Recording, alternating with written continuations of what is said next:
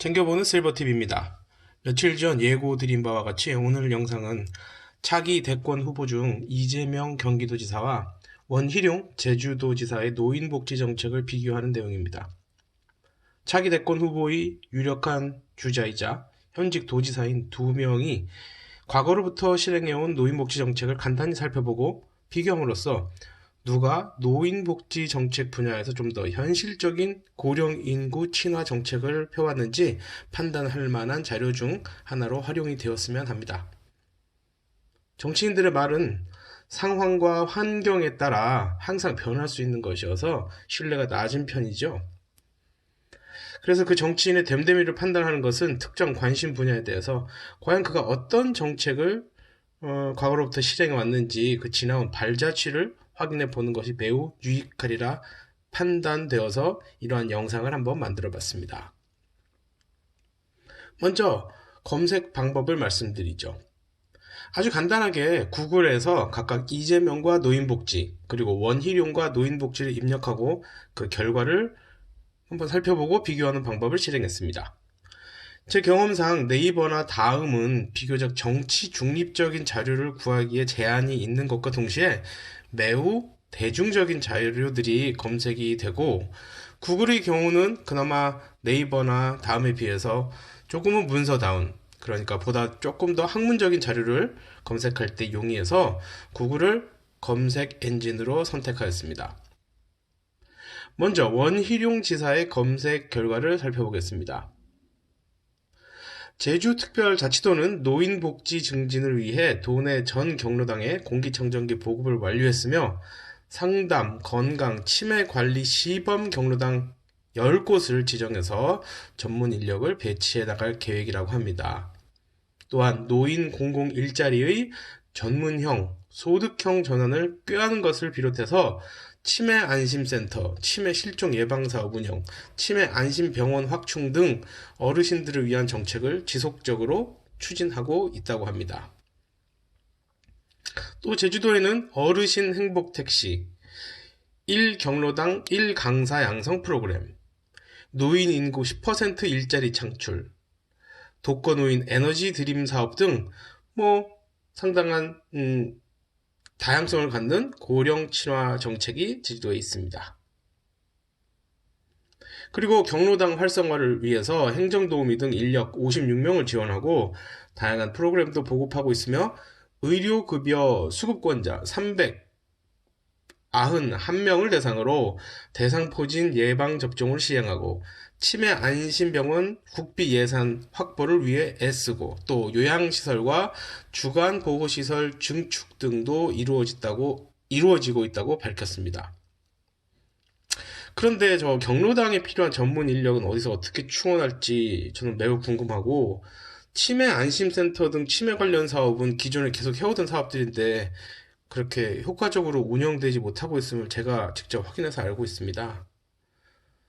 치매 관련 사업을 하지 않는 지자체가 요즘 없죠.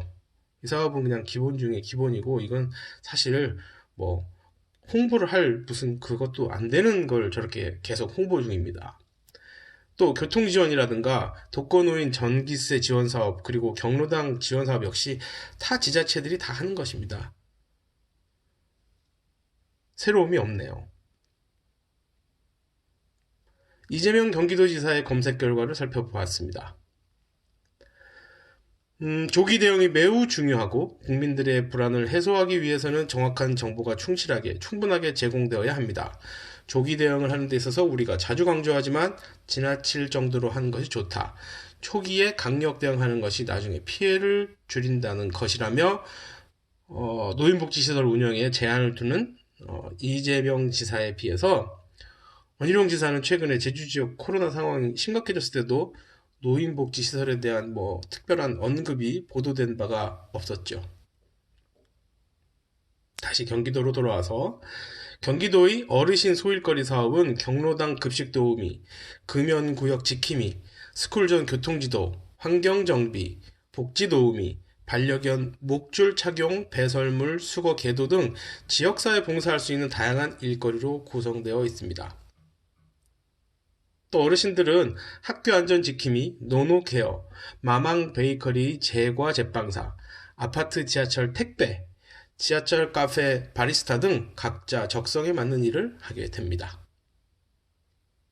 또한 지역 홀몸 노인 고독사를 예방하고 불의 사고 시 대처력을 높이기 위해서 봉사자 500명이 홀몸 노인 1,169명 댁을 월 2회 이상 방문하고 수시로 안부 전화를 해서 근황을 살피고 있는 중입니다. 그리고 주 3회 이불 세탁 봉사, 생필품 후원, 나들이, 식사 등 어르신들이 생활에 필요한 서비스를 적극적으로 연계해서 이웃 주민 스스로 홀몸 노인의 안부를 챙기는 주민 참여형 돌봄 사업을 운영하고 있는 중입니다. 또 다른 지자체와는 달리 경기도는 독거 노인 생활 지원 카네이션 하우스 개소로 공동 생활 공간을 마련해서 친목 도모와 일거리를 공동 참여로 사회 동참의 기회를 통한 어른들이 행복한 삶을 찾는 장소를 만들었고, 그 밖에도 자살 예방센터 5개소를 설치 운영하고 있으며 시립 독거 노인 주거 복지주택인 아리움도 운영 지원하고 있습니다. 여가복지 사업의 일환으로 경로당의 여가 생활을 지원하고 있습니다. 경기도 내 3개 구 노인회 지회의 전담 인력을 배치하고 9개 권역별로 경로당에도 강사를 파견해서 건강교실, 취미교실, 사회교육, 실버농장 등의 다양한 여가 프로그램을 지원하고 있는 중입니다. 정말 중요한 노인들의 건강 증진 사업으로는 건강 증진 프로그램 운영, 건강 생활 통합 서비스, 호스피스 사업, 재활 보건 사업, 치매 예방 치료, 독감 예방 접종, 의치 보철 사업, 치매 콜하우스, 경로당 수훈회 방문, 의료복지시설 운영, 고령 친화 체험관, 노인 보건센터, 방문 보건센터, 정신건강센터, 자살 예방센터를 운영하고 있는 중입니다. 그리고 시설에 대해서는 노인복지시설 확충 사업으로 노인복지시설 운영 지원, 노인복지시설 유지관리, 노인주거복지시설 운영, 복지시설 확충 및 요양시설을 지속적으로 확충하고 있는 중입니다. 원희룡 지사와는 달리 이재명 지사는 지난 2017년 더불어민주당 대통령 경선 후보 공약 중 하나로 노인 기초연금과 별도로 노인 기본소득 전면 도입으로 연 130만원 지급을 약속한 적이 있습니다.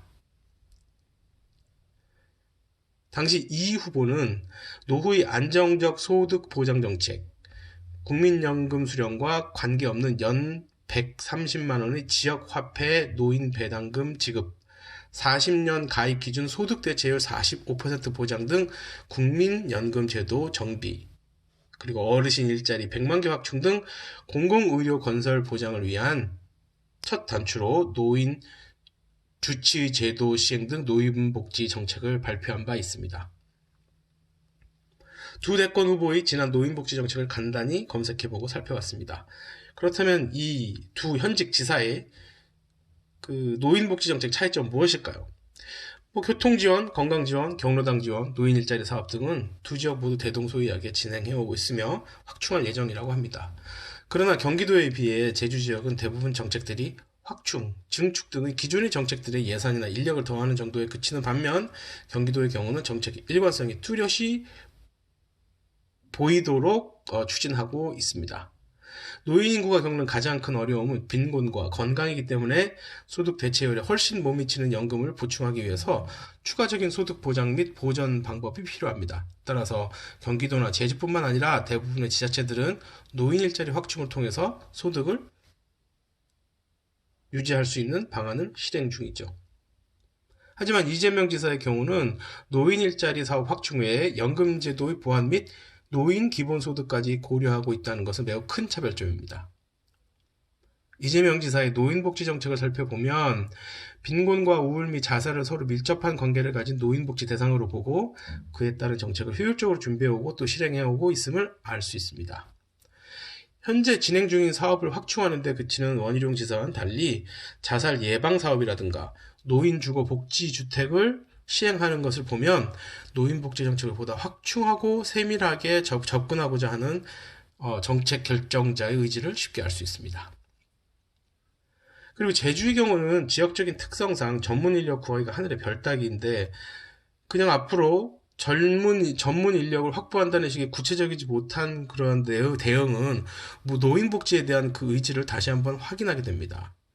제주 지역은 타 지자체와 달리 사회복지 전문 인력을 구하기 매우 힘들어서 노인복지 및 기타 사회복지 시설들이 도심을 벗어난 경우 접근성 한계가 있어서 근무 인력에 대한 추가적인 지원을 보완하지 않는 한 시설 운영이 힘든 상황입니다. 그럼에도 불구하고 현실을 반영 못하는 홍보 정책은 의아하기만 합니다. 또 한 가지 제주 지역 장애인 복지가 전국에서 유독 상위권을 유지하는 이유는 원희룡 지사의 의지라기보다는 제주 지역 장애인 복지 시설장들이 영향력이 다른 사회복지 분야의 시설장들에 비해서 더 큰 이유입니다. 따라서 제주 지역의 사회복지 관련 현안 결정에 있어서 정책 결정권자로서 그들이 존재와 요구사항을 무시할 수 없다 보니 결과적으로 장애인 복지에 대한 예산이 더 집행되고 있는 것입니다. 이러한 현실 속에서 해마다 증가하는 사회복지 예산의 균형 잡힌 집행을 어떻게 실행해 왔는지를 한 번쯤 되돌아보고 확인하는 것도 원희룡 지사의 사회복지 및 노인복지에 대한 의식을 확인할 수 있는 유익한 기회가 될 것입니다. 그러한 결과로 제주 지역의 한 신문은 최근에 가장 중요한 노인, 베이비 부모 세대를 위한 일자리 정책에 대해서 물음표를 달았습니다. 도내 노인 대다수가 여전히 일을 할 수밖에 없는 구조이고 지속적인 일자리 발굴 사업이 필요함에도 불구하고 노인 일자리 지원 사업 대부분이 환경미화, 클린하우스 환경지킴이, 스쿨존 교통 안전지킴이 등 접근성이 제한적인 수준에 머물고 있다는 것입니다. 이상 대권 도전 후보자로 분류되는 현직 두 지사의 노인복지 정책을 간단히 살펴봤습니다. 부대 여러분들께 유익한 자료와 정보가 되기를 기대해봅니다. 챙겨보는 실버TV였습니다.